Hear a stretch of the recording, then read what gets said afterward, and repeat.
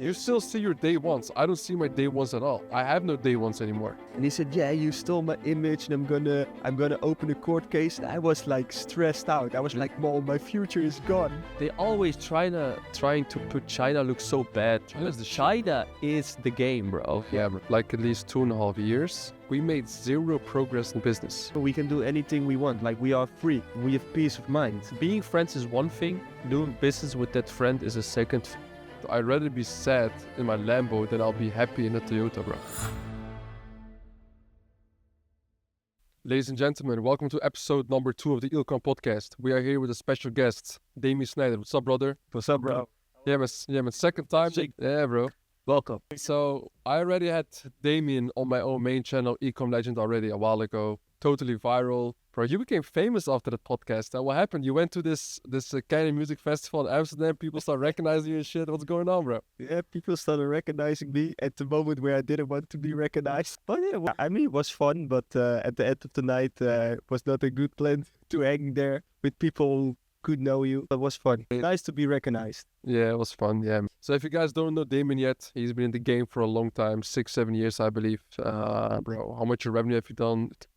30 million or something, even more. How much? 8 figures. I'm now less active in e-commerce because I'm now more focusing on agencies. But yeah, I've been in the game a little bit over 7 years. Yeah. Done multiple 8 figures. And now more focused on agency. Yeah, man. So Damian is the owner of agency. So he's providing people with Facebook ad accounts and also for other advertising channels. Like, maybe you can tell more in detail what you do so people know as well who you are and what you do, bro. Yeah, so I started doing e-commerce, same as Kavati. After, 5-6 years, I got to learn more about how to run an agency. Many people came to me and were asking, hey, do you have any solutions for agency? I provided them, and so on the agency. Like, we started the agency. Now we are, I think, 2.5 years further. And every month we see growth. So I decided to focus more on the agency part. We still run e-commerce web shops, but it's not my main focus. We have a couple team members in the Netherlands who are focusing on the web shops, but again, it's not my focus. Like, if you would ask me what is the name of your web shops, I cannot name them. I can tell you the niche, the kind of products we sell, the kind of brands we have, but other than that, I cannot tell you much about it. Nice. People will think it's weird that you don't know your store names, but that's business. That's outsourcing that you need to have. If you don't are on this level after so many years into business, you're doing something wrong. That's one thing. So the first question we're gonna have, right? And this is what because you are the first guest on the podcast, bro. So the first question I'm gonna ask everybody in here. We can talk about the nice things, about all the flashy, the nice stuff that's going on in your life right now. But I want to go very deep into the dark place. That's where we're gonna start a podcast. Yeah. So I want to ask, because let's face it, most people who are listening in here, they are right now either just started their business or trying to start a business. They're in the trenches right now. So they are trying to understand how can I get out of it, right? So I want to ask you, what has been the darkest memory you've had in business? Like the most fucked up shit that happened. It can be last year, it can be in the beginning where you just came up, and how did you overcome it? Go into smallest details, bro. Yeah, I think I have 2 dark moments. Okay. But when I reflect back on it, for me, it's not too dark. Well, for most people, this will be pretty dark. So the first dark moment was, I think it was like 4 or 5 years ago. And I had contact for years with another e-commerce buddy of mine. Yeah. And he had an idea that he wanted to start it. He wanted to start like a certain product. It's 3D printers. And he kept asking me, hey, do you want to become my business partner? But I was like, no, I don't want it because I'm just too busy doing dropshipping and it goes pretty well. Because dropshipping for me, it was pretty easy. From the first month, I already had success. But he kept asking me, hey, please invest in this. And I think this can become the next big thing. And I actually agreed with him. I said, this actually is like a Jeff Bezos idea. It's like insane. So eventually I started investing in that company and he started asking more and more and more. He wanted to buy a container full of 3D printers. That was the moment where... For how much? It was 127K. Okay. So like back then, 4 or 5 years ago, it was like a lot of money. So, I mean, it's still a lot of money. Still a lot of money. Yeah. So I sent him the 127,000 euro and he said, okay, once I sell out the supply, I will get an investor, and then you can get your money back. Oh, Now, but- guess what? The money is gone. And I with my little brother who's bigger than me, I even went to the guy his home, and then you pulled up on it. we pulled up on him, and he wanted to call the police and that kind of stuff. So what happened when you went to his home? Like I've been a debt, like a middleman for people who are in debt. So I know, like in the Netherlands, we say a chicken that has no feathers, you cannot take the feathers from. Yeah. So I saw how he was living, and like I think he just looked like the most broke student you ever seen. Fucked up. He lives in a student building, like what is it, like 25 square meter. It's like it was like he has no success. Yeah. So I looked at my brother. I said, we are not gonna get our money from this guy. So let's just go back, and hopefully he gets some success in life. Yeah. And then hopefully he pays me back. So I got actually scammed many times. I wouldn't say he scammed me. I still believe he's gonna pay me back. Most people say no, he's not gonna pay you back. I think he pays me back. But that was a dark moment because I trusted him, and now I lost the trust. And that was like, for me, like a lesson that I shouldn't be so naive, and that I shouldn't trust people so fast. And these things actually kept happening. So now I talked about 127K. I have another organization that they still owe me plus 1 million. Oh That shit. was pretty dark. Like I cannot go into depth about that, but that's even more dark. Made in debt. They They owe you. pay me plus $1 million. Oh shit. Okay. Yeah, with the agency. Like I cannot go in depth, but Okay, I would say, like you would say, that is a dark moment. But it like when we talk about it, when I talk with with our CEO. So it's about it- new. It's new. It's fresh. No, yeah, it's like 9 months since 9 months ago it started, like this problem. But I told our COO, I said, okay, we're not gonna talk about this anymore in a negative way, because to be honest, like I will do everything to get the money back. But yeah, like That's it. still make every month good money. We can take care of our family, and it's not like impacting our life to a degree where we cannot do anything anymore. Like we can Yeah. still do like literally everything that we want. So these two things were dark moments, and what I learned from that is like stop being naive. Like I was naive. Even my COO, he told me maybe we shouldn't send them that much money, and I was like, yeah, fuck it. We need to keep providing our clients a service, so we need to send them money. And then risk-wise, it was maybe not the smartest thing. Maybe it will keep happening. But on the other side, it was a dark moment. But then I looked at the positive side, and I said, this is not a dark moment, because years ago it was 127K where we stressed about, and now it's like 1 million. But still, we pretty easily overcome it.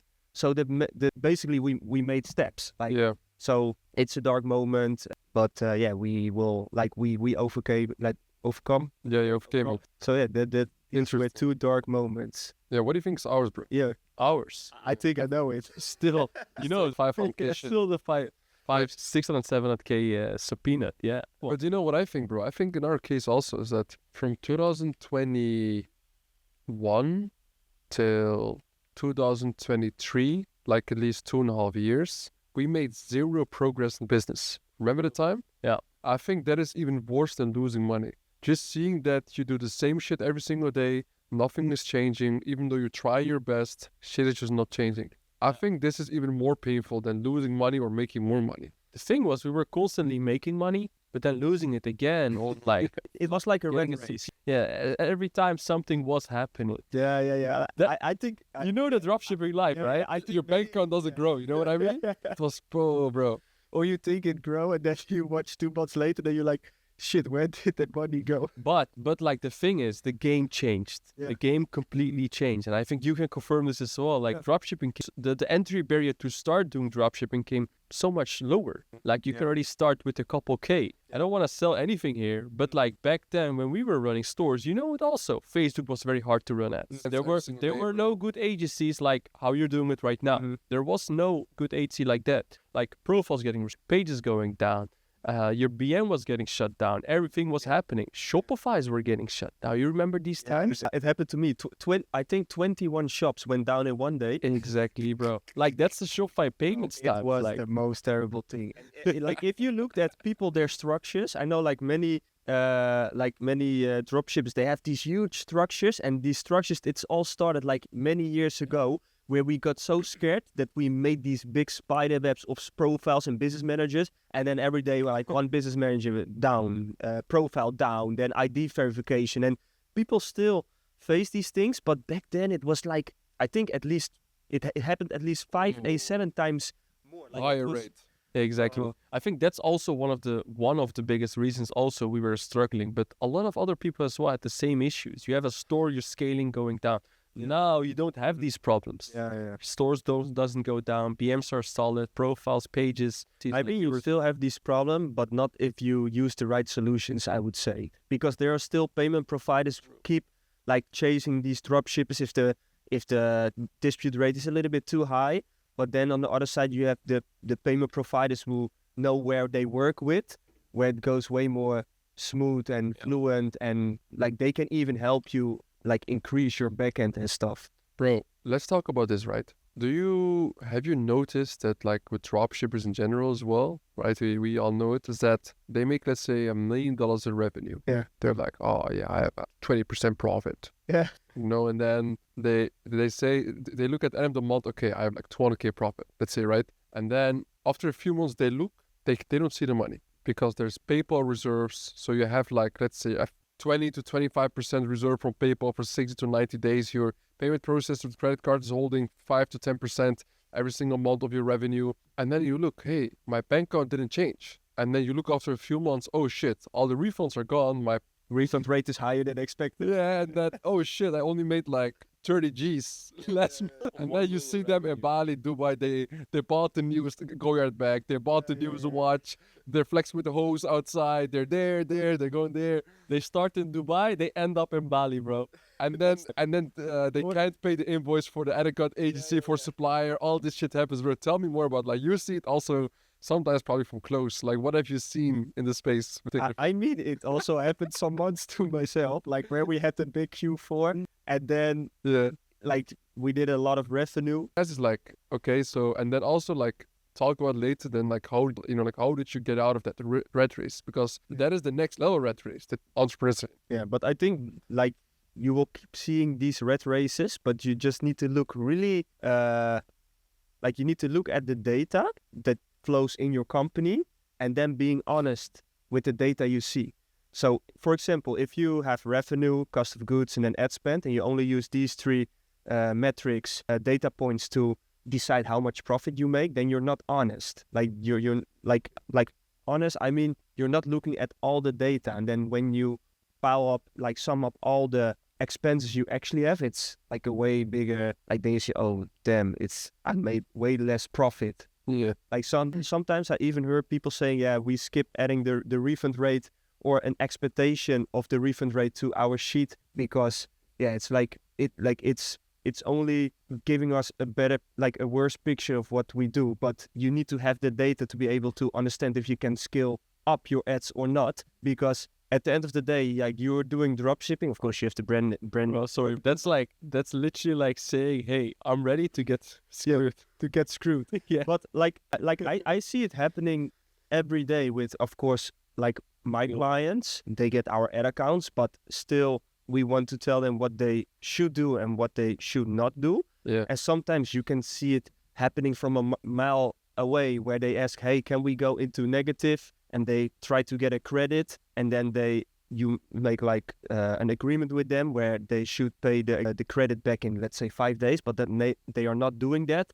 And then they are starting to talk about the cash flow issues. And then sometimes we try to dig further and ask them, okay, like what's going on and what problems you face. And then 9 out of the 10 times they don't have all their data all together and cannot make decisions. Mm-hmm. So I would say data is king. It's always king, because then you can make decisions and then you won't be in that rat race. And sometimes it's even like talking with people like you or other entrepreneurs who do like big numbers, and then they can tell you this is what is now hot in the market and you should stay away far from this. For example, when we back in the days worked a lot with Klarna, at the beginning it worked well, but then Klarna, they like, for example, first you use Klarna, then you got kicked out of Molly, and then you tried to find ways to work with Klarna, and then you found out that there are other guys, for example, US running only on credit card and doing way bigger numbers, and they could keep there, like they were actually generating cash flow. So you decide your own track. Like we call it the rat race, but you literally decide your own track. Yeah. Good example of the Klarna situation. You know, if you run Klarna, you're gonna get up to 10% plus in refund rates, because the shipping times are high from China. And if you're going to go to US market, you have more time with credit card, PayPal, more flexibility. That's what you now see in the last 2 years. It's going way better. True. But bro, what can you say, for example, about there's so many drop shippers in the rat race. So they spent all this time and effort to finally get out of the 9 to 5 rat race, but they still end up going into the next level matrix in rat race, which is where their cash flow is not going up, or even important, their bank account's not growing, you know? They see all this revenue, but the bank account's not growing. We've also experienced this, true, for years, and we just said it as well here. So how did we solve that? 2 things. Like, we're also sitting together with Damian. Like, you gotta have the right people around you. Like, every dropshipper, they need to work together with an ad agency. You cannot run it on your own structure. It will eventually go down where you will need an ad account agency. Like, there are some special cases who do it by themselves, but I would say 95% need an ad agency, because if you want to run it by yourself, you're gonna need exceptional spend and et cetera. But that's besides also, and also it's a backend. The biggest reason why we failed so many times back to back, it's a backend thing. We were inexperienced. We didn't know how to handle things on a certain way. So it's all because of that. And a backend thing I literally mean with that we work together with the right payment processor where we don't get screwed over with bad payout terms, rolling reserve, etc. And also our finance, you got to track your refunds. Yeah. You got to have a very good professional digital team, customer support, email team. If all that's well, which is the case right now, you got to make cash. Yeah. But otherwise, it's a whole other story. And I cannot drop names, but there was one guy, he was like pushing on social media, I'm doing this amount of revenue, but I have really close ties with his supplier because we help his supplier with things, with solutions, etc. And he was literally 150K in minus. He was blaming the supplier, and he did his customer support himself. And I think he did like 800K per month in Q4. Yep. He was doing his customer support himself, and he was blaming the supplier. And then I'm like, that's not how it works. Then that's not how it works. And then 2 months later, he's providing like coaching and shit. Get the fuck out of here. Where he gets profit shares. And then I'm like, you're not understanding the game. Like this will not help you in the long term. So when I look at our business, like we track metrics. Like we see that within 1 minute, like our average within 1 minute is our first response time. So if someone opens a ticket, the average is 1 minute. Like I think I have my laptop. I can even show you after the podcast. I can show you like literally 24/7 average within 1 minute. We reply to the clients, and that's how you avoid refund. Like now I'm talking about the agency, but it same goes for the customer support. The faster you can solve a ticket, the higher the chance that you avoid a dispute or a refund. Yep. So bro. And this is also like in this Blue Game the issue, bro. You know, it's like, bro, these motherfuckers, they make a few 6 figures revenue in a month. And then they start being a guru because they notice, oh shit, my bank account is not growing. I'm not actually doing ecom maybe the right way. Let's sell a course for 3K, bro, you know? Yeah. And then you see all this random flex on social media. It's always rented Airbnbs. It's always rented cars. And then you see revenue numbers, you don't see the actual profit. Even if they show the profit, it's miscalculated. All this shit doesn't add up. It just doesn't add up. It's super dangerous for the starters because... Oh, yeah. Yeah, like we should take care for them. Yeah, we should make sure that they understand the basics. Well, what is basics? Understanding data. Like when I started back then doing dropshipping, like my coach, he learned me what means click. What means a click? What means a CPC? What means a unique CPC? Like I had to write down everything. He said, okay, here we have a really good converting product page. Like what does an add to cart rate? What does it mean? He explained me like what does an add to cart rate means, and then you get the true understanding of how e-commerce works. And I did the same with my girlfriend who's still doing e-com. Like I was drilling, like I said, you need to know all these data points, because if you don't know this, you're gonna do shit. Like it will be shit. Like I want you to understand, if the add to cart rate goes from 6% to 10%, I want you to tell me the reasons why it went up, because there are tons of reasons why it went up. And if you cannot explain it to me as a coach, that's where things go really wrong. And same with data. Like many people, for example, they didn't know that if Klarna pays you out in Swedish krona, like if you run revenue Swedish krona with them and you give them your euro bank, they take a conversion rate. Oh, very high one, by And the that's really high. While you can give them your SEK, your Swedish krona Revolut account, and then you can convert it yourself, and then it costs basically almost nothing. Like these small things, you want to hear these things from your coach, but you are not gonna hear it for someone like who's like doing drop shipping for just 1 year and did like 6 figures, and most likely not even with profit. Yeah. So that's super dangerous. So Well, it's really dangerous now for beginners, like beginning students. They end up at the wrong guru's program. They eventually join ours. We had multiple cases, or others. There are many other good programs as well. But like we heard some horror stories. They came to us blaming that dropshipping is the worst starting business model, and we said like, hey bro, where you came from? Like we already had the feeling it came from a bad program. Said the program name, and we were like, It's always like the fucking TikTok gurus out there. yeah, it's awful, disgusting. But they make ecom look bad, bro. That's the most disgusting. Yeah, bro. It's fucking annoying, bro. But I mean, it's also one of the reasons, like, right, why we start this pod. I just want to talk about real shit, get real good guests that I just fuck around with, you know? So, I think that's like the most important thing. And those gurus, they're always going to be out there. It's just like, I just try to always do my part and showing like, hey, this is what I went through. This is what works for me right now. This is how I make my money. And I just teach people what I do on a daily basis. This is what we're doing. I think that's the most important thing. So I want to talk with you, with Damian, about, now we talked about like kind of like the dark side, right? So you used to be a debt collector, right? You found out about e-com, and that shit totally changed your life. And now you've been living in Dubai for a while. So you, in the beginning, you lived in the Palm in Dubai, in 5 Palm. So what are you doing there, bro? Why were you there? Why 5 Palm? Why? yeah, we had 3 options: Burj Khalifa, Okay. the Sky Address, or 5 Palm. The other is Skyview, right? Yeah. Okay, yeah. So that you could see like the. Beautiful place. I want to stay at Burj Khalifa because we had a cocktail bar. Oh, But I was there with my friend. He's a little bit more calm, and he's not like, when it comes to parties, he will be more calm than me. And I was like, if we can throw here parties, it will be insane. Like people will see us like. cocktail bar, bro. That's a vibe. Bro. That's a vibe, bro. But then we went to 5 Palm, and he said, I like this more. There are more like this, more nature, because you have like. Yeah, the palm trees. Yeah. So we decided to go to 5 Palm, but it was during COVID. Yeah. So there were parties, but not as much as now. Most in the world. Sorry? But still the most in the world. Yeah. Still the How did you even sleep there, bro? Yeah, with noise cancelling. But bro, I like to be honest, like if you are obsessed with your business, it doesn't matter where you. This is wild, bro. Like I saw it as a positive thing, because I walk daily around there and I saw all these vacation, like these people who were going on vacation. I was looking at them like, these guys are not, like, they are not making money. Yeah.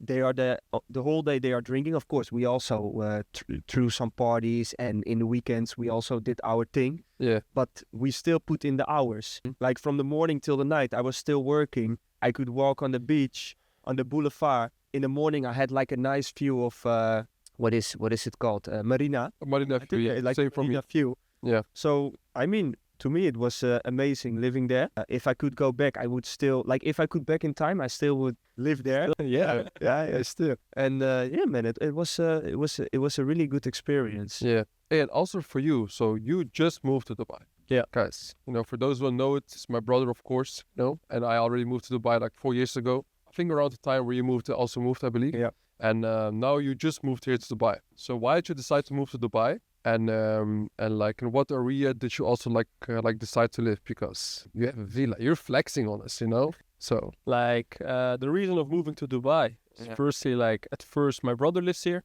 Like my brother's no way gonna move back to the Netherlands. oh no, hell no. Like we always noticed throughout the years, like the more we are together, the more money we make. Yeah. The closer we work together, the more money we make, and business grows. That's one first thing. Second thing is peace of mind. I have so much more peace of mind when I was in Dubai. Like before I literally decided to move, I already stayed like 2-3 months in Dubai to see how it's gonna go. And then I got the confirmation. I said, all right, I'm gonna move. Took my family over. I have a son, a wife, and we're moving here. And like the search for the villa, I immediately said we're gonna go for a villa. Yeah. The reason for that is I don't like apartments. It's kind of too slow for me to wait for elevators, go inside. I don't generally like it because in the Netherlands I always lived. Yeah, but you also have a kid, so Also, for yeah, that, I think it's better. yeah, also, yeah. Why did you move now and not back then? Because Farouk, I think you were living here for 4.5 years. Yeah, 4 years, 4.5 years. Yeah. I always planned to move, but I haven't decided when. I always stayed in the Netherlands, and I like the Netherlands. It's very comfortable. I like it. I love to keep my parents also close to where I live. It was very hard to make a decision as well to move because our parents are still in the Netherlands. We know we're fine. They're fine. But it was hard. But eventually, when I got a son, I said like, all right, this is the time. Yeah. Because if I'm going to move after 3-4 years later, my son gets used to the Netherlands. And I want to get him used to here because this is the place we're going to stay and live. Also in the neighborhood you were living in, there was like people stealing cars, right? Yeah, it was dangerous to my neighbor. Like your rink. Yeah. I was They were living stealing bikes, bro. Just like bicycles. bikes, everything. They were getting into our cars. It's Getting dashboards out. even in the Netherlands, because I so now and then also go back to the Netherlands, and in Beverwijk, where I'm from, they have these electric scooters. Yeah. Oh, fat bikes. bike. No, it's before the fat bikes. Like it's a company, they put like an actual electric scooter, Okay. like an electric Vespa. They put it on the streets, and then you could scan it with QR, and I loved it. Like now while I went out in Beverwijk, I could drink and take these scooters and then go back. And then suddenly all these scooters, they disappeared because all these kids, they were like, what is it called? Like they were breaking down these scooters. So they couldn't make enough profit because they were demolishing all these scooters. And I was like, Canaries, bro. oh, it's terrible. Yeah. And you know what's crazy, right? Maybe you guys are gonna say I'm racist right now, but I don't give a shit. It's usually the immigrants, bro. Moroccans, Turkish guys, black guys always. It's really the white people. And I don't know, right? So, because just for your information, guys, I'm born and You raised went in- controversial, bro. I'm I will like you know I'm born and raised in the Netherlands, but I'm Turkish roots, just like my brother, obviously. But this is what I see. You know, I mean, we come from a very loving household, bro. Yeah. But why does it always have to be the immigrants, bro? You know, there's also probably a reason why my mentor told me back in the days. He said, Farouk, try to do as much as you can like business with white people. You know, he said try to avoid immigrants. You know, like he said nothing about red people. So we belong to the white people. so what do you think about that, bro? What do you think about that? You were raised very good. You don't want to talk, but you're raised for sure. I know. Controversial, bro. I share the same opinion. I sadly share the same opinion like you do. We are Turkish. Yeah. We're coming from a very loved family. Yeah. And we even had people around us where we grew up with that ended up doing things like this, where we decided to cut them off. So, yeah, we skipped them, and we know how that world is. It's trash, and it's mostly like what you say, the nations, and it's true. Yeah. It's happening. Very hard to say. You're going very controversial here, bro. I want to say that as well, but sadly, it's true, and we've seen it from close eyes, bro. We've seen it all. We've seen the threats. We've seen the world. We've never been in there. Yeah. We immediately took these people out of our circle the moment that we noticed they were in it. But it's very sad. But the thing in where I was living in a very quiet place. A lot of families around, a lot of kids around. So you wouldn't expect these kind of crazy things there. And eventually, it was happening there because it was a family area. Like it doesn't happen in like, you know, like crazy hoods in the Netherlands, like Schilderswijk. Yeah. It doesn't happen there anymore. It's happening now in the family areas. And that's the most hard thing. And I was like, at some point, no, I'm not going to raise my kid here. Like I would if I get a child, like I don't really mind if it grows up in the Netherlands because I would teach him how to Defend himself. how to defend himself. But I would say here it's way more safe. Yeah. But the thing, what I like more about the Netherlands, it's a little bit more, I would say, social. But I haven't seen like the like, how do you grow up in UAE? Yeah, true. So You gotta experience it. It's literally like it's making that move when you have a son. It's a nice adventure, but it's so much more safe here. Like it's very great. But it's nice that he gets in contact with many different cultures, because you have people from India, Philippines, European, but also US, from many Asian countries. Yeah. You probably have these international schools Mainly English speaking. where they don't learn you things about rainbows and that kind of Yeah, that's weird stuff. Hey, bro, so I have a question to you, right? So, in terms of ecom, what is the number one big mistake we are making outside of the backend also in terms of ecom? That was one of the reasons why our bank account was not growing, right? What type of activities were we doing wrong back in the day? Why we were seeing no progress or even losing money? I would say slow in execution. Okay? Slow in execution. We were holding up too much on launching new things or duplicating stores, increasing the daily volume we were pushing, the creative outputs we were pushing. I would say literally execution. If you're too slow in executions, taking less risks, you will also not see your bank grow. Yeah. Besides the back end, which is top one, I would say. Take me along in the creative process, okay? In terms of creatives, you know, how always people start, you just copy paste a competitor. Yeah. That's where we all started. But in terms of creatives, how do we go about it right now? Because with our fashion stores, guys know the numbers we pull off, but like, how do we go in terms of creatives? Do we copy paste the competitor? Do we just do some different AI shit? Tell me about it. I think it's right now, and it's developing. Everything I'm going to say now, it's not going to be the same a week later. Yeah. Things changing so fast. Like, we'll most likely be using different tools after a week, especially now with AI launching on daily basis new apps. Yeah, new AI. It's going crazy fast, the development. You know what I even saw? Don't even I saw on Twitter that Meek Mill is working on an AI tool. Meek Mill. Yeah, then he must be making a lot of money once he launches. Oh, even Meek Mill started, bro. Anyway, keep going. Soldier Boy. Oh, That guy's always gonna be the redheaded motherfucker. Okay. yeah, creative output. I would say in terms of fashion, Yeah. Go ahead. right now what we do, I think 30% copy paste for competitors, and the other 70% we're making it ourselves. Mostly still using Canva AI. Even Canva AI is developing a lot, and we're using a couple more AI tools which I don't know the names from. Like what I did, we literally hired expensive creative designers now, especially also for a supplement brand, that are already having a couple AI tools and gonna develop them there. Like can be voiceovers, a lot of different sites, like flipping, like having a couple images of your product, which is labeled and completely different than the competitors, and just make different type of contents with. Like you can do so much creative stuff. What I saw in the last few weeks, what the creative designers showed, it was insane. I didn't even knew it, and that's why like the whole part to getting examples of what the creative director, what he or she told you, where you were like, okay, this next level. Like we don't have a creative director now. Like how we have right now 2 creative designers for our fashion stores, and we have 2 creative designers for a supplement brand right now, and they both do complete different things. These last 2 creative designers, we hired them like 2 weeks ago or something, right? Yeah. Like they are more expensive, and they are doing things I didn't even know about. But do they have contact with the other 2?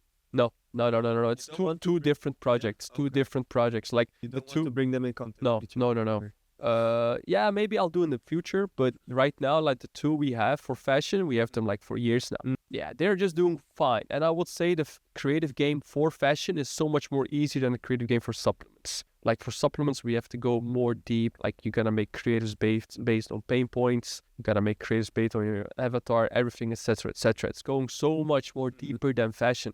Fashion is just a volume game. What I'm always saying, how much volume are you pushing on daily basis? Like we also, our students, the clients we have in Titan Scale, like I always say them, bro, it's a volume game. Yeah. If you're doing 10K now with testing 7 products every day, bro, go to 40, go to 50. Yeah. You know the concept. You have the blueprint to do the 10K. Increased volume.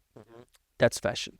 I would say supplements is kind of similar, but more at the creative output side, more into digging at getting new landers. We're at that side right now. We're gonna and stick with us because we're gonna share you so much more value about literally branding. But we're doing the supplement brand now. Like I see so many similarities with fashion. Yeah. So much. Not that they We still have the product there. Like what? Like let me say the similarities right now. Like we have done very less volume, so I'm not going to talk too much about it. But in terms of supply chain, literally the only thing we did, we have an MOQ you have to stick to. Yeah.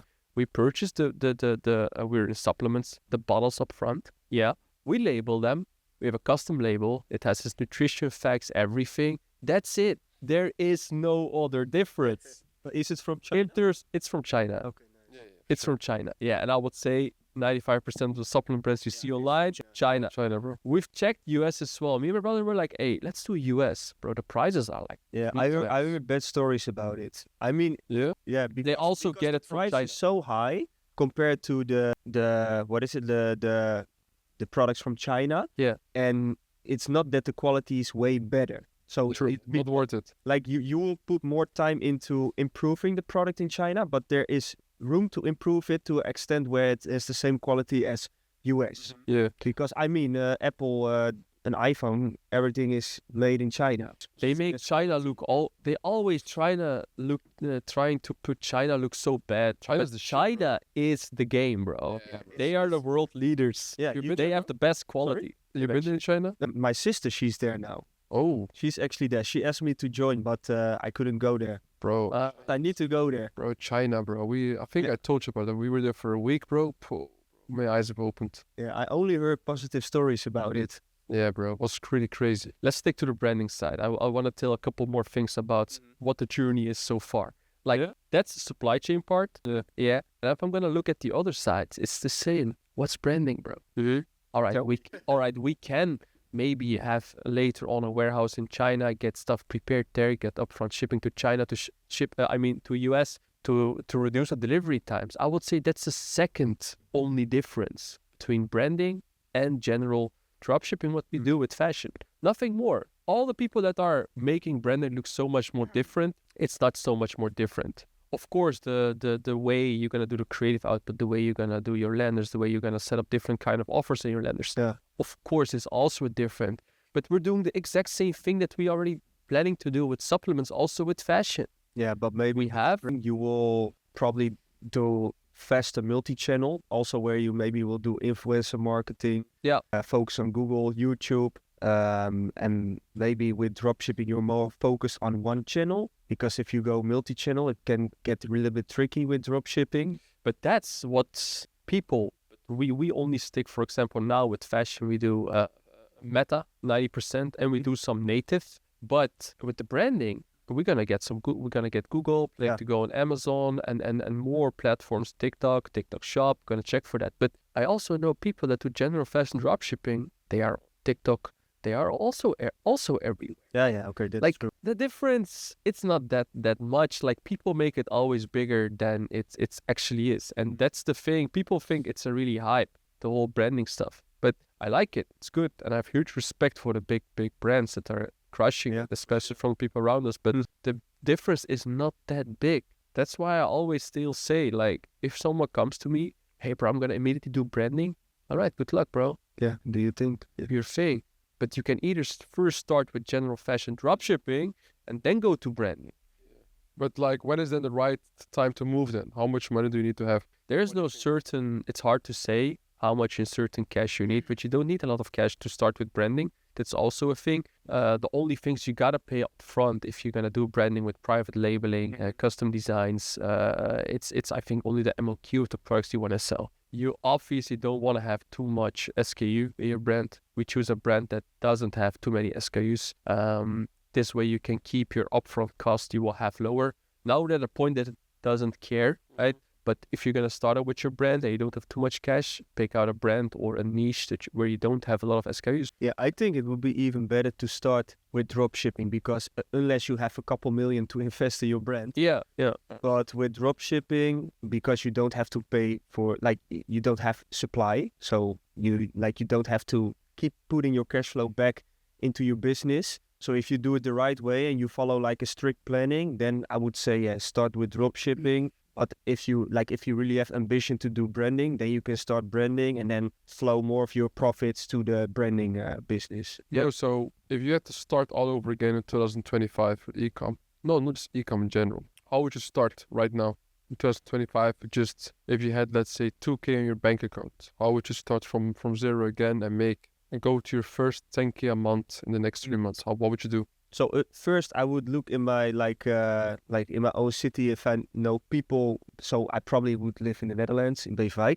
So I would look for people who live in my city who I know who are doing drop shipping. Then ask them questions like, yeah, how did you achieve your success and where did you learn it? Because what I've learned is it's better to learn it from someone else who understand what they do than watching YouTube videos. Yeah. But I mean, nowadays there are good YouTube videos online, but I think it's better to have someone close to you that can be a mentor or like a friend in your area that has success with dropshipping that can show you the do's and don'ts. Like that you should definitely not do this and you should stick to this break-even ROAS. Because sometimes you talk with people, they, for example, have a ROAS of 2.1 and then it's impossible to get profitable with the kind of products that they sell. And then you speak with someone else and he has like a break-even ROAS of 1.3 with the same products and he's making 28-30% profit with the same creative. So I would find like someone that truly understands how to do this game, like the drop shipping, and then stick to his plan. Like it's better to stick to his strategy than try to 10 different things. do 10 different things. Going like, I'm gonna try TikTok and Google and Meta. No, stick to one channel and stick to one strategy. Make sure you can like dream it. Like when your mentor wakes you up, you know exactly what to do. That you understand all the metrics, the add to cart rate, the purchase rate. If that goes down, what should you do? Like how should you troubleshoot? That's how I should do it. So just finding someone that truly understands his shit. So then the learning curve is way short. you started also with general stores, right? Yeah. Yeah. So till when did you still do general stores, or do you still also do it with your own team? Because you have partners who run it besides you run what agency. You have like partners that you run with also, right? No. So they work for me. Yeah. But I give them the opportunity. Like I'm not on top of them, and I give them a profit share. But they get every month their salary. Okay. So I make sure I take care of them because I don't want them to be stressed out and just giving them a profit share because I know how these things can go. Yeah. But what was your question again? So what I mean is like you still have those general stores that you run. Yeah, we don't do general stores anymore.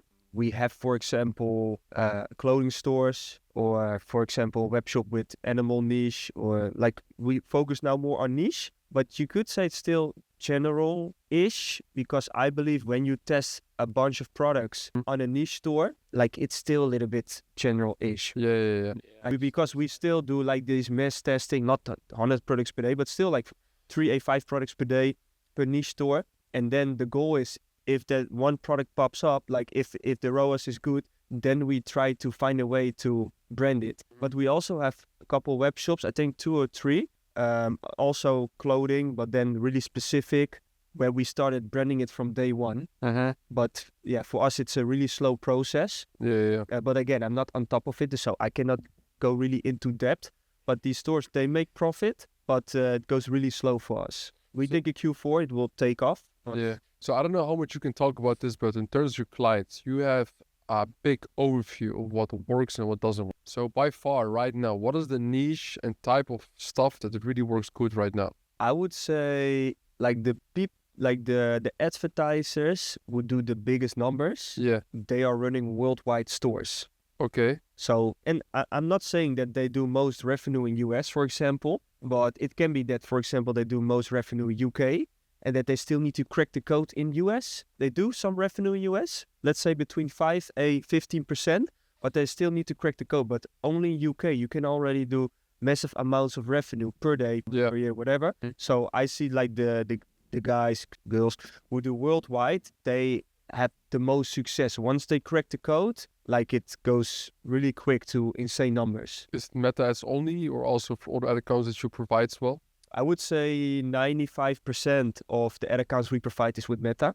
And it's just drop shipping, right? No. We have brands. We have people that do Forex affiliate marketing. Oh shit.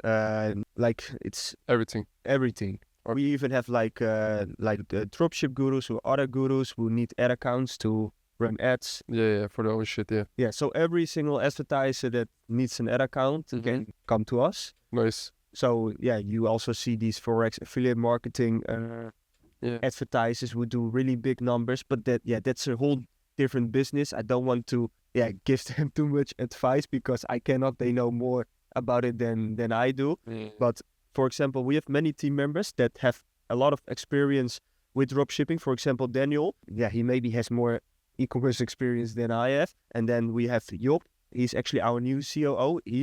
I think he's also doing e-commerce for 7 years. So he know the same amount as I do. So we are the kind of guys that like to help people. So we see what works and what not works. But what we see based from our, like what we see going on with the ad accounts is that worldwide is the most interesting. Like if you want to get the big bags, you should go worldwide and there crack the code. But on the other side, these are people who are willing to like put the money in it, because when you talk with people that do 7-8 figures per year, some are doing even 9 figures, and like especially when they come from Europe drop shipping, they had to like put a lot of money into the business before it actually got profitable. There are some special cases where they are immediately profitable, but it's the Champions League, I would say. Interesting. So let me discuss here now. For example, I want to talk about habits, right? Because most fucked up people I've seen in life who have a fucked up life just have bad habits, you know? And I see it across all the board with all types of people. So when, for example, somebody is finally making some money in business, they start suddenly slowing down because they get comfortable. And then I'm like, why? You finally start making money, this momentum, go harder. Now, there's a current flow state that you have to get in from my experience, the habits that you need to follow in order to go really hard in business and keep on growing. Now, what are the habits that you believe in and that you do? My habits to go harder? Brushing your teeth. What are your teeth?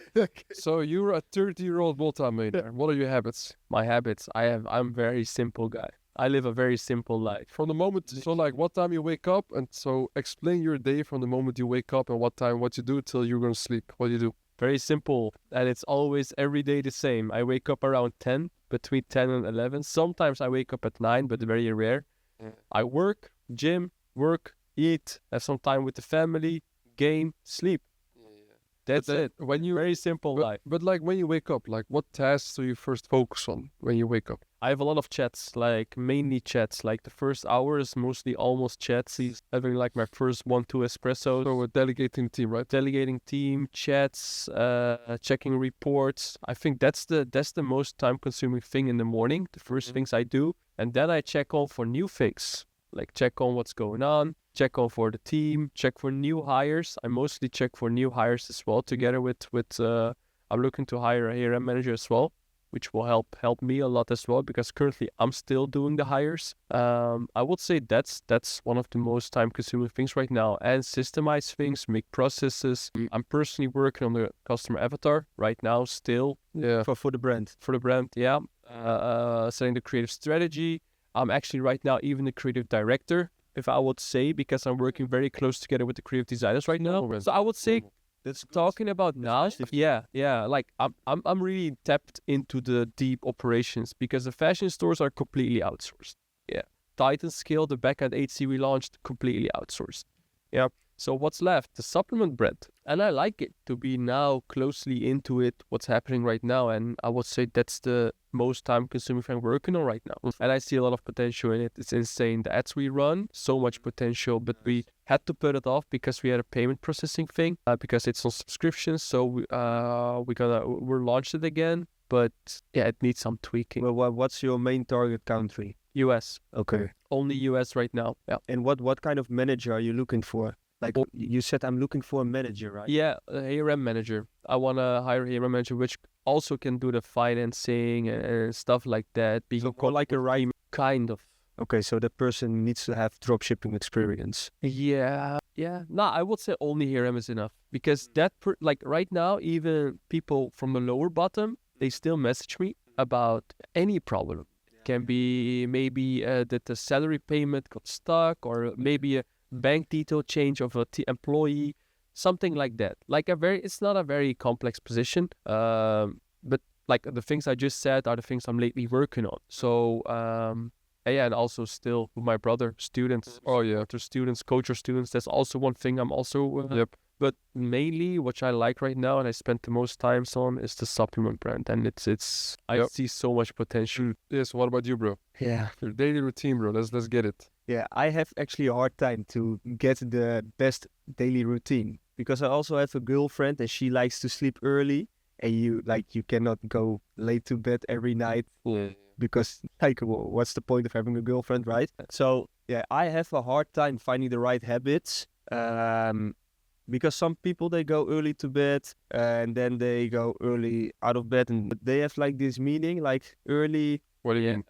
You know what I mean? I know what you mean. I forgot the How to say this in English? Like, what do you mean? Like when they go early to bed, early rise, da da da da da. Yeah. It's good morning. Yeah, but for me, like working in the late nights, that's where I actually do most work. So actually yesterday I was working at night and I said to myself, okay, I need to go back to working at night, like going back to the trenches, because that's where I do most work. go for it. So yeah, habits. I mean, yeah, I train every day. You know what it is, bro, with this whole daily routine stuff. Even I just said it, but there is no routine, bro. It's fucking nonsense. Yeah, because when you wake up, you brush your teeth, right? Yeah. Like when you go to bed, you brush your teeth. Like you just need to make sure you have a You know what the thing is, like, it's really up to your, like, I use Trello for my to-dos. Yeah. If I have so much stuff going on, I also don't game in the night. I work. Yeah. I finish my work. Otherwise, I don't have peace of mind and I can't game in peace or eat or be with my family in peace. So you want to get your problems, to-dos out of the way, get fixed, and then you can chill. Yeah. Because if you're going to chill without having your problems fixed, you don't have a proper mind and enjoy the times you're going to chill. That's the biggest problems. And Jeff Bezos also said it once. No, I didn't. But do you have habits? For me, it's hard to stick to habits. For example, I'll have ClickUp. Okay, you use Trello. I use ClickUp to do your daily planning. But then sometimes I forget it for 4 days to do it because whatever, I'm traveling. Now I go to Budapest for an event and then I forget it for 4 days. So yeah, or I finished all my tests. So I don't have a lot of tests to do. Yeah. So I forget about the planning. But I would say I'm a pretty structured guy. I also try to keep everything like in ClickUp, to keep everything clean. We have like chats in ClickUp. We have the Google Drive. It's like pretty structured. So I think you just need good structure in your life, and then the habits, it comes naturally. Yeah. So, bro, like when in terms of like ecom, right? Don't you miss sometimes, like, because you're very busy with your own agency, right? Yeah. Don't you miss sometimes like that moment where you just started with ecom and then you're building your first store, you have no idea what the fuck you're doing, right? And then you're uploading your first few products, Yeah. Stressing, 50 euros spent, no sale. You're like, ah, shit. and then like you put your campaign on, and then in the morning you wake up, there's only one sale or maybe no sale, and you're like, oh, there we go.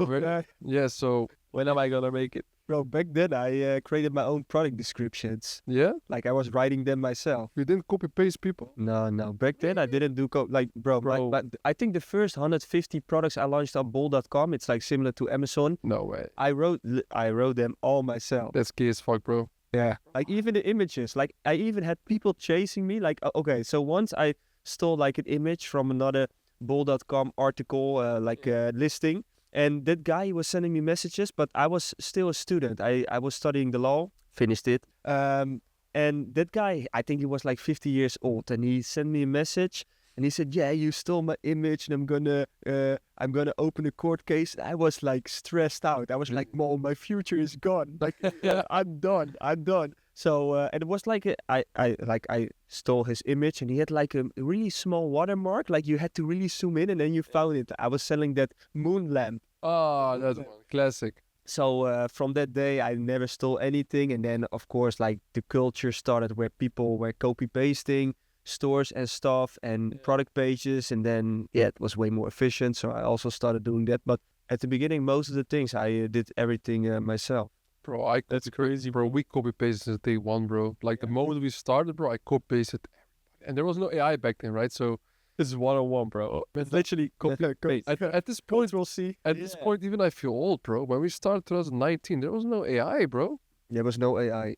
Feels like 20 years ago. Still, everyone, if you weren't doing copy pasting, everyone had like copywriters. Bro, like sometimes I get so depressed if I think It was about just people. a product import, bro. It was no. You know, let me tell you guys a nice story. So in March this year, I gave access to my course that I have, right? That if you join my mentorship, you get like to this course that's not online. It's like the most up-to-date shit. Information, everything is there. And access to not to my coaching group, but like to the old group I have. It's called As University. You know, still a lot of information. Like once a month there's a call there, like with one of our coaches. So I messaged my old student university friends, a few of them, 3 of them. I said, hello guys, I know we haven't spoken for a long time. I said, because I remember 2019 when I just started, I was selling knee braces, and they were looking at it, they were like, bro, this shit doesn't work. How can you even sell these random products from China, you know, through Facebook ads to people in the Netherlands? Shit doesn't work. Obviously it worked out, but so I felt bad for them. I was in the Netherlands and I felt bad for them. I was like, you know, they don't believe in it, but they've seen I made it. I should also probably help them with it. Yeah.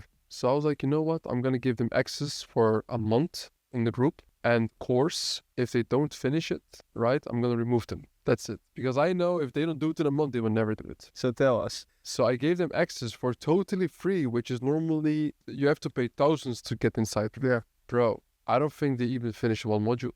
And you know, because I can see their progress in Kajabi, in the app, you know? Yeah. Bro, I'm like, bro, even 2 of them have kids. I'm like, bro, you got a golden opportunity. Just because your boy is now a goon. Yeah. Right? What did they say before, like when you gave it to them? Did they say, are we gonna... Yeah, of Yes? course. Oh, Okay, we're gonna okay. do it. I'm pumped. Okay. And like, they sent me pictures, you know. Oh, Farouk, thanks. So there's where motivation I is. see. Yeah, finally, like you're helping the boys out. You didn't forget the neighborhood. I'm like, of course, bro. You know, so they haven't done shit. So this happens all the time, right? Like, yeah, it happens a lot. what experience have you seen with people like that who they end up going to the same place every single time, even though you try to help them? Like, what have you experienced with that, bro? You still see your day ones. I don't see my day ones at all. I have no day ones anymore. I have a lot of days. Yeah, fuck them. Yeah. But it's a different culture, bro. But let's continue. But yeah, go ahead. I'll get later on that. What's your So- experience with that, bro? So actually, last week I went to Ardennes. You know Ardennes? With my friends. Oh, We were camping yeah, it was fun. with it was on Weiland. Weiland, yeah. It's like farm and shit. Ground, and we nature. Yeah, we had to drive there, and it was so like we were making campfires, Yeah. and we were sitting there for 8 hours at the campfire, like till night, Yeah. and then we were cooking stuff. Like one friend, he took barbecue with him, That's dope. and it was so funny. I bought 1 kg Wagyu beef. Really? Yeah. Oh, I'm the first person that takes out like 1 kg Wagyu beef to put it on a barbecue. You're a baller, bro. You're a baller, bro. But Yeah. this was so funny because like it was like going back to childhood and then doing silly stuff. Like one guy is there sitting with a Coca-Cola bottle, like plastic bottle. He wants to throw it in the campfire, and everyone is saying, "No, don't do this." And he said, "Let this shit." And it's like that kind of stuff. Like we were, I have the videos on my phone. Like we were running through the campfire, and everyone is like screaming, like, "Are you up in it?" But then what happens if you put the cola on it? It's plastic. No, yeah, but when it's closed, like air, like it will blow up, and then it's plastic, so it explodes. Shit. Yeah. And then my other friend, he's saying, "No, but my girlfriend, she's saying that a lot of people go to the hospital because of like burn, like what is like burns on their skin."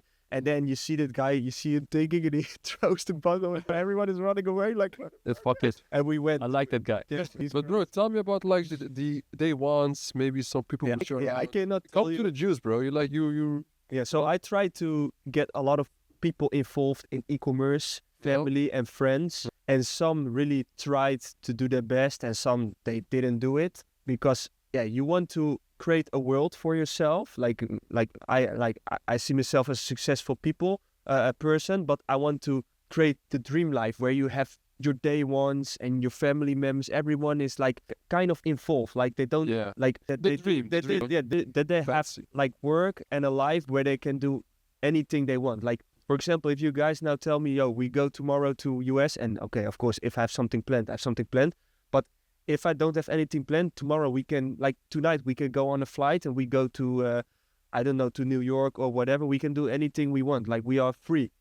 Like we have peace of mind. Yeah. But I know they don't have peace of mind, and they are like many of them are happy, but I know they can go to the next level. And then I try to give them a chance, but yeah, maybe it's harder than we think. You lost any friends? No. I even have one best friend. He worked for years in my company. Then he stopped. He now has a 9 to 5.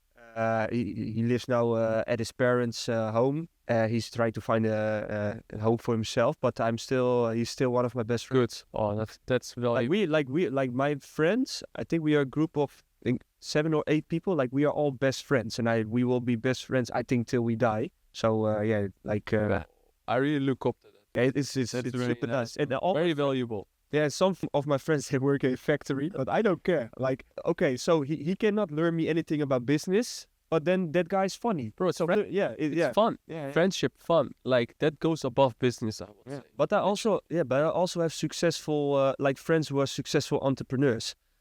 I mean, they don't do the amount of profits that I do, but they are successful in their way. One that has a recruitment company that goes pretty well. One is like an artist and is making crazy stuff. I have with 2 best friends. I have a spa in the Netherlands where Spa Fit, huh? Spa Fit. Shout out to Spa Fit. But where we want to build it out, we want to like scale it up to 100 locations, at least 100 locations, and then maybe exit it. I don't know. Yeah. But no, I think I'm really lucky with the friends I have. Bro, like I switched up on my day ones like real quick, bro. Because it's like, I mean, bro. If the few times where I tried to help people, I got fucked over crazy. I had like a friend who was a drug addict that took him out into my company, and then he fucked me over for a few $1,000s, right? And then you are unlucky. Yeah. Like I guess. We really we really tried to get our friends also in business, but bro, we ended up losing.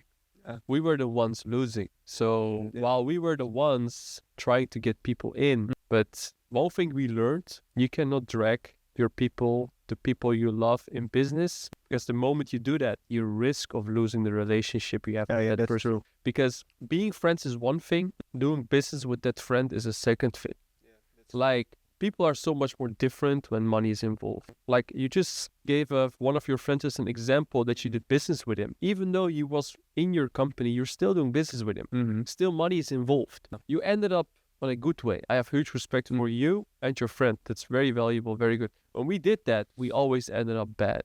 Yeah. And I think this is something, like, it can sound controversial, but I'm still gonna say it. Dutch people are so much more, how do I say it, nuchter? Yeah. Or maybe more humble. maybe direct, but also communication. Exactly. That we speak out about what's going on, and then we try to find a solution, and we put our ego aside.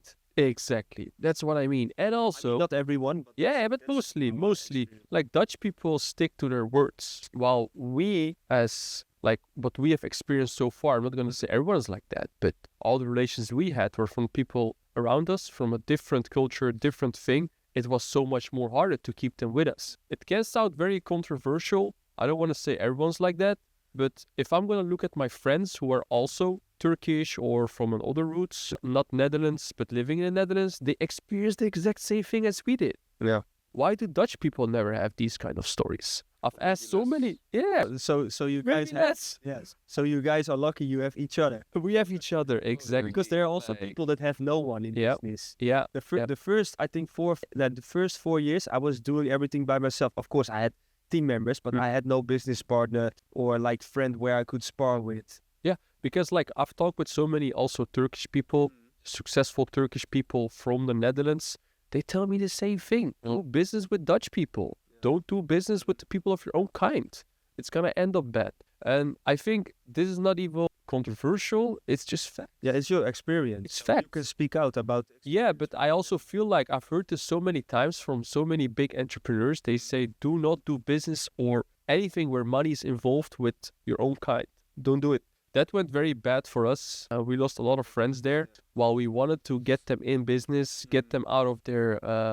because all the people we got with us, they said, I want to skip my 9 to 5. I want to get in business, got them out, ended up bad. And then they still... I think that fundament, like their life was not fit for the... Yeah, because it's a tough motherfucking journey, bro. Because then we go journey. back to habits. Like you don't really have to have good habits if you're upset. Like when you have what is it, obsession? Yeah, what do you mean? Yeah, like obsession. Yeah, obsession. Yeah. Because then you can, of course, then habits, you will create habits, but then you will just work the whole day. But it's also not super healthy to work 20 hours every day. But who's like I always say, everything we made today, we achieved today. If I'm living in a villa, I fucking deserve it. Because I sacrificed for it. I suffered for it. I had pain for it. Yeah. Anyone who's seeing me on IG from the place I'm coming from, disgracing me, having hate on me, I deserve it. That person isn't grinding, hasn't suffered, hasn't sacrificed, has watched more movies on Netflix, has played more on the PlayStation, has spent more money or time with his family where he had fun. I didn't. I sacrificed, I suffered. And that's the thing, what I really like about every successful entrepreneur, you fucking deserve it all because you went through it. Like we have seen already so many people throughout the years, and we're going to see so many more people that just didn't make it. And that's all because of this. Yeah, bro, that's true. So I want to ask you, would you rather be rich and hated or broke and loved? Rich hated. Yeah, why? Of course, like, depends. Money, yeah, but like, it's hard going, bro.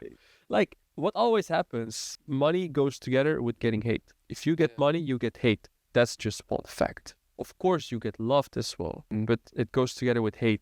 But I would say there's a combination of it. Like, it really depends on, all right, who do you want to be with? Like, I just want to be with my brother, with my family, and with my loved friends. Like, also you, Damian. So, that's it. I don't have any other expectations. If all the other people outside that hate me would keep hating me, bro. I discussed it today with my girlfriend, actually. This one. She said, imagine if you would become famous and people are hating you. And I said, I truly don't give a shit about it. Honestly. As long as my friends, like my true friends and my family knows who I am, like, who cares? I just delete my Instagram. If it's impacting me for whatever reason, I just delete it. Problem solved. Bro, it's like And she said, but then people, like, I told her, when I'm sitting on a balcony together with you, the people that hate, let's say people hate us, like, they are not sitting with us. Yeah. They're just chilling. Like, let them hate. And we have, like, nice apartment and whatever, all the success. Yeah, bro, you just said the story of the 8 people you have. Like, I have 3 very good friends in the Netherlands. 3 to 4. No, 5. Bro, I could have 15, 20.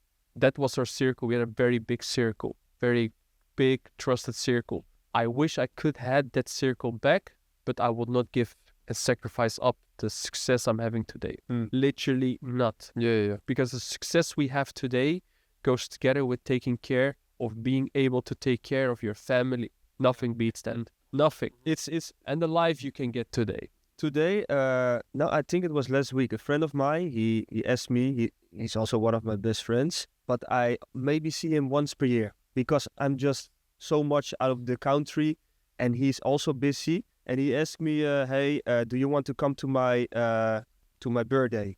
He asks me every year, and every year I tell him I cannot be there because, like, I'm in Dubai or I'm in Bali or whatever. And I said to him, I cannot come this time again, but I really appreciate that you invite me, even though every year I tell you I cannot come. And I said, I want to say again, thank you that you invite me. And he said, no problem. I understand your life. It's your lifestyle, and I respect that. And I will keep inviting you year after year. That's good. Hey, let's clap for the guy, bro. Shout out. Yeah. That's a G, bro. Like, he knows the game. Yeah, he knows the game. He knows how to value, keep your friends. Like, I don't even have to tell him this because we are already on the same page. Yeah. Like, he understands this is life. And yeah, but I thought I still have to say, just to confirm that we are on the same page. Yeah, all good. I understand. He understands. He's not jealous. That's what I so much like about Dutch people. I love Dutch people, really. You should become Dutch. I am Dutch. You know what the whole thing is, guys. If you're broke, they're gonna say, "Oh, broke. If you're making money, oh, you must be scamming." So that is why at this point I'd rather be sad in my Lambo than I'll be happy in a Toyota, bro. That is my answer. That is always what I say, bro. It's very simple. You know, I have more fun being sad in a Lambo than being happy in a Toyota. Even in our case, bro. Even with the supercar, you know, all the lifestyle we have more fun than ever. Like, people say that, oh, if you make more money, it doesn't mean you're gonna be more happy. Bro, it's bullshit. I have way more fun in my Lambo when I put it in the Corsa mode than I have it when I was in my Ford Fiesta. I was like driving, bro, come on, 2019, bro, come on, like we know it, you know? Yeah, but your your way first more fun. your first car, how hyped you are is, for me, that was a better feeling than now I bought a new car. Yeah. And to be honest, Some- yeah, yep. but to be honest, like, I'm not actually not excited about it. No? No. No, but you know why it is, bro? It's because your net worth is so much more higher than the worth of your car compared to when you bought your first car. Yeah. It was a big chunk of your net worth, right? Yeah, That is why. I value- mean, my first car was bought by my father. Yeah. My second car was bought by my father. Yeah. My third car, my father bought the car for me. Yeah. And the fourth car was the first car I actually bought. Which car? It was a Mercedes. Okay, Mercedes. Okay. First was Volkswagen Polo. Yeah. Bro, I was so excited. I was Yeah. driving in that thing. It was amazing. Like IG stores and shit. With the bike. Yeah, and then I got a Mercedes from my father, like a new one. And you know the song from Frenna, like as Dutch guys, like that's when you're driving in Beefwijk was. That's the vibe. Bro, what is the most ridiculous thing like you've spent your money on? Yeah, I think maybe the car. Yeah. Yeah? I mean, we still need to get the car. Yeah. It's the car. And you? We already bought it, but I would Yeah, like say how much was it? How much was it? Yeah, it was around 200K. 200 euros. And you? Ons. No. Yeah. $250,000, bro. Yeah, 250. For sure, bro. Yeah. But I think the most random one was the watch. Yeah, for me was also the watch. Yeah, but this was very random. That was also This How was much very was that random. one? How much was that one? This one was, it's around 50,000 USD. 50,000 Yeah, it euros. was like 44,000 euro. That is the beetroot. Which one is it? Yeah, beetroot. Beetroot, yeah. But I have a funny story about this watch. I Yeah. told you today. Go ahead. So we planned to go to a festival, kind of music. In Netherlands. Yeah, in Netherlands, was in Zandam last year. And I was searching for pants. Like I want to have a Gucci or a Louis Vuitton or Dior pants that fits well with the festival. So I couldn't find them, and I said to my girlfriend, I said, okay, let's go to Sloon. It's like a watch. Oh, this is in Pees Hoofdstad, right? Yeah, basically. Okay, okay, PC. So I said we just gonna check. Like I just want to see if they whatever. Like just checking. So we checked the shop, checked a couple models, and then the seller, he said to me, hey, try this watch. It's nice. I think it looks nice on you. So I tried it, and I called my dad, and I said, hey, look at this watch. It's nice, right? Just to joke around. And he said, Damian, you know what your granddad always said? If you have the money, you should just buy it. And then I was like, shit, maybe I will buy it. So I hang up, and I said to my girlfriend and the seller, I said, I'm maybe gonna buy it. And then my girlfriend, she said, should you really do that? I'm not sure about it. And then I said, okay, we're gonna do rock, paper, scissors. If I win, I buy the watch. So people like people were looking like, well, what's he gonna do with rock, paper, scissors? And the seller was also like, is this guy's retarded or not? And I was like, 50 bands, bro. so yeah, so I did like rock, paper, scissors, and I won. So everyone was like, what the fuck? And I was also like, what the fuck? Bomb. I love it, bro. But it's sick that this watch was available. Yeah. It's Yeah, rose gold beetroot. It's a very nice one. You It's can't super get around. nice. It's a very exclusive watch. Yeah. crazy. I think it's one of the most expensive GMTs you can buy, right? That one, I believe. Yeah, I mean, it's full gold, so. Yeah, full rose gold. It's a baller watch, bro. Bro, what you spent $5,000 on a Gucci jacket? No, Why not? stupid spend, bro. Why? It's fun. No, it's no fun. You? It's a waste. Why? It depends on. You see now how different these two brothers are. Like the Father would do it. Like I'm bringing it back. But like for me, it's a waste. Like I decided maybe we do it, but You have some good shit, right? Some pants and shit. I was gonna buy one. when I was young, like 15 years old, I was wearing full Gucci. Yeah? I had like but that's the Beverwijk vibe, bro. yeah, right? Gypsy gave But bro, Gypsy King. Gypsy game. I gave my birthday and many people came, like 50, 100 people, and then I got like 3K. And back then, Gucci was not expensive as now because inflation and stuff. Yeah. So I could buy like a scarf and a belt and a jacket and shoes and Louis Vuitton shoes. So I was full Gucci after one birthday.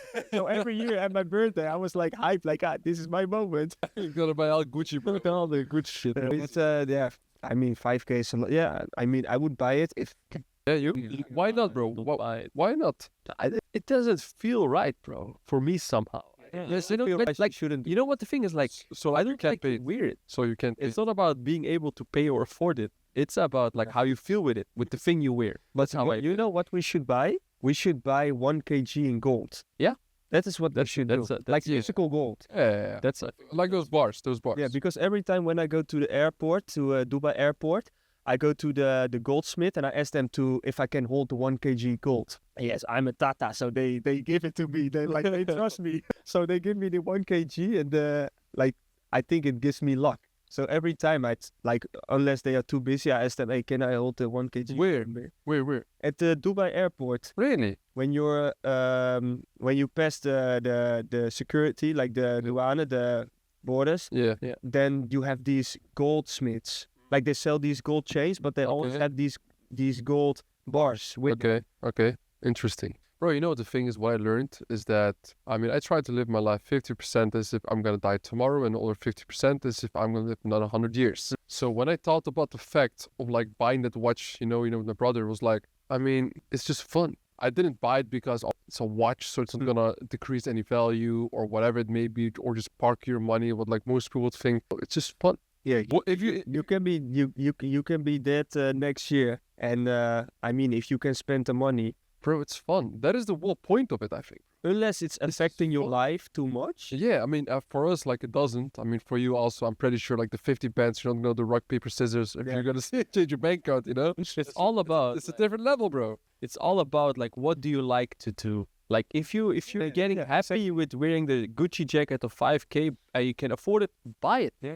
Do not hesitate, buy it. Like for me, I like to game. If I don't game every day at least 2-3 hours, I generally feel like I wasted my day. Yeah. You will be thinking, but why? Gaming is for nerds. Bro, fuck you. I like gaming. I like the game. I like to put on the headset, yourself. be with a couple friends, have fun, laugh, game. That's it.